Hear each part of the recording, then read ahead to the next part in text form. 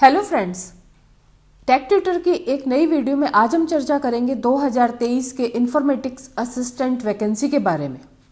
तो हम आ गए हैं राजस्थान स्टाफ सिलेक्शन बोर्ड की वेबसाइट पर। तो यहाँ पर हम पहले चेक कर लेते हैं क्या ये वैकेंसी यहाँ पर आ चुकी है।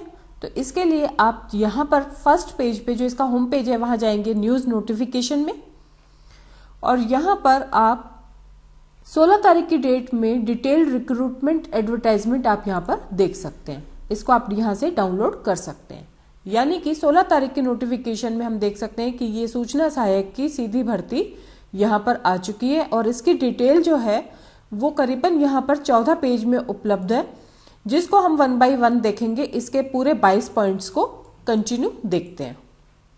तो यहाँ पर आप देख सकते हैं कि यहाँ पे ऑनलाइन एप्लीकेशन फॉर्म जो है ये आमंत्रित किए जाते हैं। कितने पोस्ट के लिए? ये आपके 2730 पदों के लिए ये भर्ती निकल चुकी है।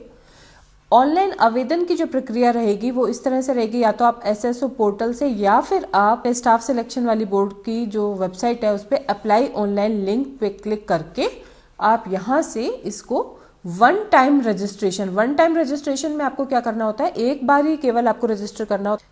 अगर आपने पहले से इसके ऊपर रजिस्ट्रेशन करवा रखा है तो आपको दोबारा से रजिस्ट्रेशन करवाने की जरूरत नहीं है। और यहाँ पर आपको ये जो सारी चीजें हैं ये आपको वन टाइम रजिस्ट्रेशन में क्या करवानी पड़ेंगी, प्रोवाइड करवानी पड़ेगी। इनमें से कोई एक आईडी प्रूफ और ये सारी चीजें आप यहाँ पर क्या करवाएंगे, अपलोड करेंगे। एक बार जब आपका वन टाइम रजिस्ट्रेशन हो जाता है तो 27 तारीख से इसके अंदर आगे दिया हुआ है कि 27 तारीख के बाद में आप क्या कर सकते हैं, 27 जनवरी से 25 फरवरी तक आप इस पे ऑनलाइन अप्लाई कर सकते हैं। सेकंड पॉइंट देख लेते हैं हम। सेकंड पॉइंट में ये बता रहा है कि आवेदन और परीक्षा शुल्क जो रहेगा वो किस तरह से रहेगा। ये रहेगा सामान्य वर्ग और क्रीमी लेयर, और ये जो चीज है इसके लिए रहेगा ये 450। सेकंड 350 रहेगा ये पिछड़ा वर्ग, अति पिछड़ा वर्ग, आर्थिक रूप से कमजोर वर्ग के लिए। ऐसे ही ये रहेगा 250 किसके लिए, अनुसूचित जाति व अनुसूचित जनजाति के आवेदकों के लिए। तो ये हम फीस यहाँ पे देख करके कि हमारी कितनी फीस लगेगी, जिस भी श्रेणी में आप आते हैं उसके अकॉर्डिंग यहाँ से फीस देख करके आप क्या कर सकते हैं, फिल कर सकते हैं। थर्ड पॉइंट आता है कि यहाँ पर आपके पास में रिक्त पदों की जो वर्गवार आरक्षण है वो किस तरह से रहेगा। तो यहाँ पे आप देख सकते हैं कि सामान्य, अनुसूचित जाति, अनुसूचित जनजाति, अन्य पिछड़ा वर्ग, अति पिछड़ा वर्ग, और इनके लिए जितनी भी आपकी सीट हैं वो आप यहाँ से देख सकते हैं कि आपकी जो कैटेगरी है, आपकी जो श्रेणी है उसके लिए कितने पद यहाँ पर निकले हैं।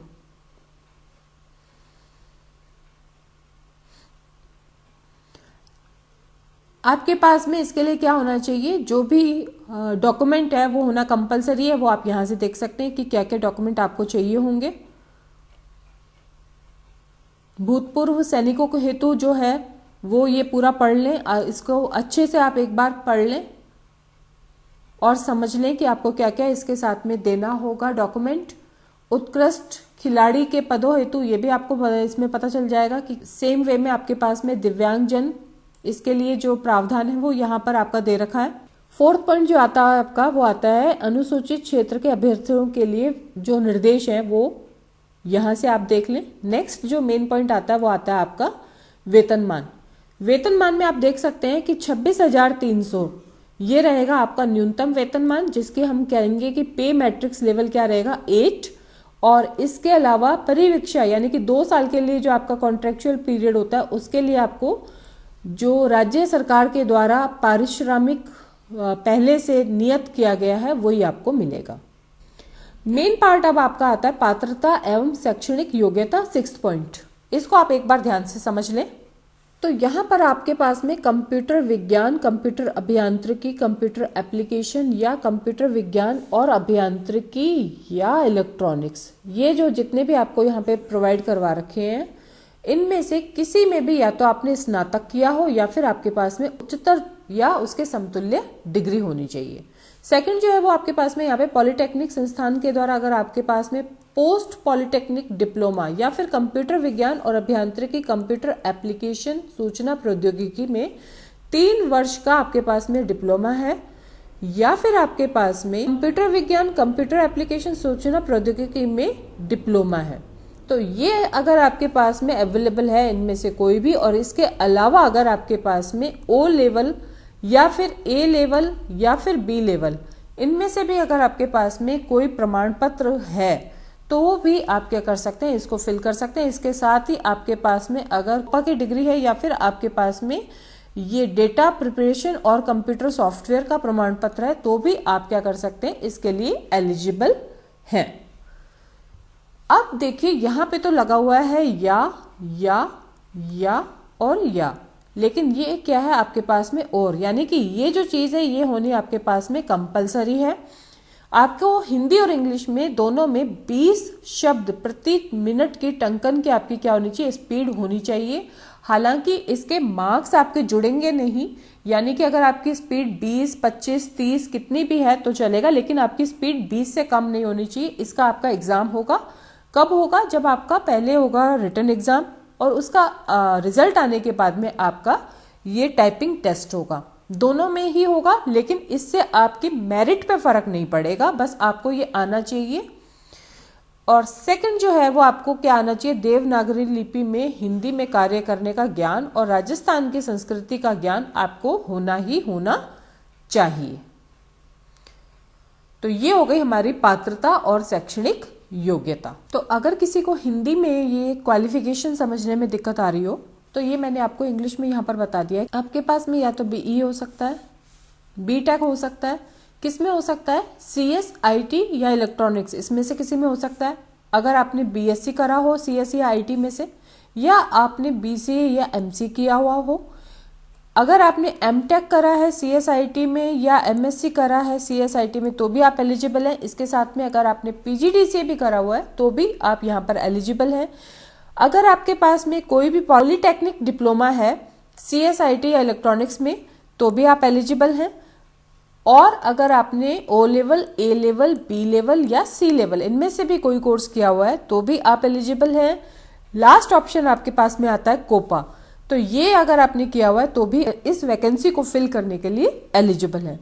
लेकिन अगर आपने आरएससीआईटी किया हुआ है तो फ्रेंड्स आप इसके लिए एलिजिबल नहीं है। यहाँ पे ये चीज मैं आपको अच्छे से क्लियर करना चाहती हूँ कि आरएससीआईटी अगर आपने केवल करा हुआ है और इनमें से आपके पास में कोई भी डिप्लोमा या डिग्री नहीं है तो आप एलिजिबल नहीं है। तो इसके बाद हम आगे देख लेते हैं कि अन्य योग्यताएं आपके पास में क्या होनी चाहिए। आपके पास में एक आपको सर्टिफिकेट देना पड़ेगा स्वास्थ्य का और एक देना पड़ेगा चरित्र का। ये आपने जहां से अंतिम शिक्षा ली होगी आप वहां के प्रधानाचार्य या शिक्षा अधिकारी से प्रदत्त प्रस्तुत करेंगे। राष्ट्रीयता जो भी आपके बाकी सब में रहती है, भारत, नेपाल, भूटान, तिब्बती शरणार्थी, ये सारी चीजें अगर इनमें से है कोई भी तो आप एलिजिबल हैं। जो मेन यहाँ पर पॉइंट आता है 8th नंबर पॉइंट, उसमें क्या है आपके पास में आयु। आप 1/1/2024 ध्यान से देखिएगा फ्रेंड्स, 1/1/2024 से आपकी जो आयु है वहां पे आप गणना करेंगे तो आपकी आयु 21 वर्ष की आयु हो जानी चाहिए तब तक, और ऐसे ही 40 वर्ष की आयु आपकी होनी चाहिए। पर लेकिन यहाँ पर एक छोटी सी चीज है, आपको यहाँ पे 3 वर्ष का समस्त आवेदकों को अधिकतम आयु की सीमा में छूट मिलेगी। क्यों मिलेगी? क्योंकि इससे पहले काफी समय से ये वाली भर्ती आई नहीं है। तो यहाँ पे आप अपनी आयु की गणना किस हिसाब से कर सकते हैं, आप कर सकते हैं कि आपकी आयु 43 ईयर्स तक आप काउंट कर सकते हैं। कहाँ पे? 1/1/2024 तक अगर आप 43 ईयर्स से छोटे हैं तो आप इस फॉर्म को फिल कर सकते हैं। ऐसे ही अगर आपकी आयु अभी 20 ईयर्स है लेकिन अगर आप 2024 तक 21 साल के हो जाएंगे तो भी आप इस फॉर्म को फिल कर सकते हैं। ये यहाँ पे बाकी जो महिला अभ्यर्थियों को जो छूट होती है या अन्य पिछड़ा वर्ग, अति पिछड़ा वर्ग, अनुसूचित जाति, अनुसूचित जनजाति, ये जो है इनमें भी 5 वर्ष की छूट होती है। ये सारी आप इसके ऊपर काउंट करेंगे। ये जितने भी आगे वाली जो चीजें हैं ये आप अपने श्रेणी के हिसाब से आप इसको चेक कर सकते हैं।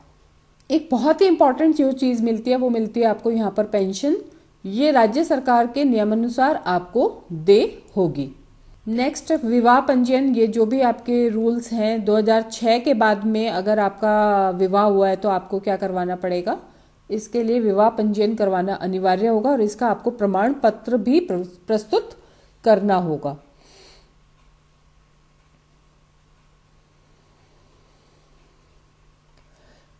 नेक्स्ट पार्ट आता है कि आप परीक्षा शुल्क कैसे जमा कराएंगे और आवेदन कब तक करेंगे। तो ये देखिए यहाँ पर आपको 27 तारीख से लेकर के 27 जनवरी से 25 फरवरी तक आप ये काम कर सकते हैं। आप ऑनलाइन फॉर्म फिल कर सकते हैं। एक जो मेन पार्ट आता है वो ये आता है कि परीक्षा का आयोजन यहाँ पे इन्होंने संभावित माह दे रखा है। जुलाई 2023 में आपका एग्जाम हो सकता है। प्रवेश पत्र आपको टाइम से मिल जाएंगे।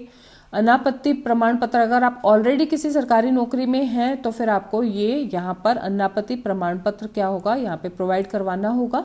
और ये यहाँ पे कुछ अयोग्यता है, इनको आप ध्यान से देख लें कि इनमें से अगर आप किसी में आ रहे हैं तो आप इसके लिए अप्लाई नहीं कर सकते हैं। आपको अपने श्रेणी से संबंधित क्या करना होगा, प्रमाण पत्र प्रोवाइड करवाना होगा।